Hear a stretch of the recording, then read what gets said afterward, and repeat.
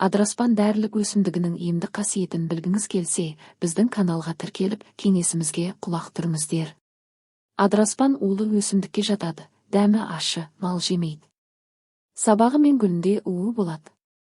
Ерекше күшті сасық иісті болады. Халық емінде адыраспанды әр түрлі ауруларға ем ретінде қолданған. Қазақтар бұл шөптің қайнатпасымен тері ауруларында емдеген. Дәрілік шикізат ретінде шілде айында бұтақшаларын, жапырағы мен гүлін жинап алады. Халық емшілері адыраспанды адамның құяңын, сегіз көздің жүйке ауруын емдеуге пайдаланған. Қайнатылған суын безбекпен ауырған адамға ішкізіп емдеген екен.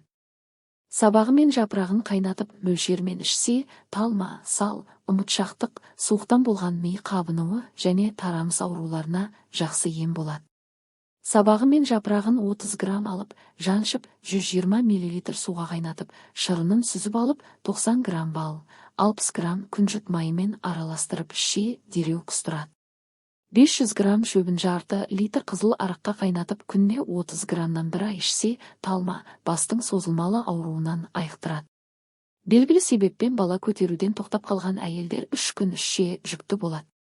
Күніне 4-6 граммнан 15 күн ішсе, ревматизм ауруын басады. Оған жаншылған зығыр тұқымын қосып, жалғастырып ішсе, демікпені жазады. Тісті адыраспан шөбімен ыстаса қақсап ауырғаны басылады. Буының жел құз қоздырған қабынуына қолданылады. Ол үшін жас сабағы мен жапырағын жаншып буынға таңады. Ем болатын аурулармен қолданылу тәсілі төмендегідей. Адыраспан жөтелге, демікпеге, несеп бұзылуға ем болады. Ол үшін адыраспан тұқымынан аз мөлшерде талқандап, ақ қант немесе бал қосып қайнаған сумен ішеді.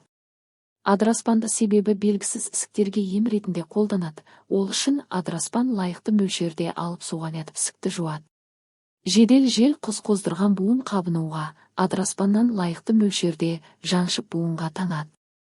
4 асқазан рагына, қызыл өңеш рагына адыраспан тұқымын талқандап, бір жолда 5 граммнан күніне 3 рет қайнаған сумен ішеді.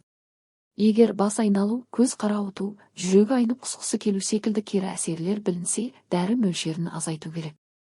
Сіздердің тыңдағандарыңыз адыраспан және оның емдік қасиеттері хақындағы көрнекті дәрігер Мақсат Әбдіқадырұлының кеңестері.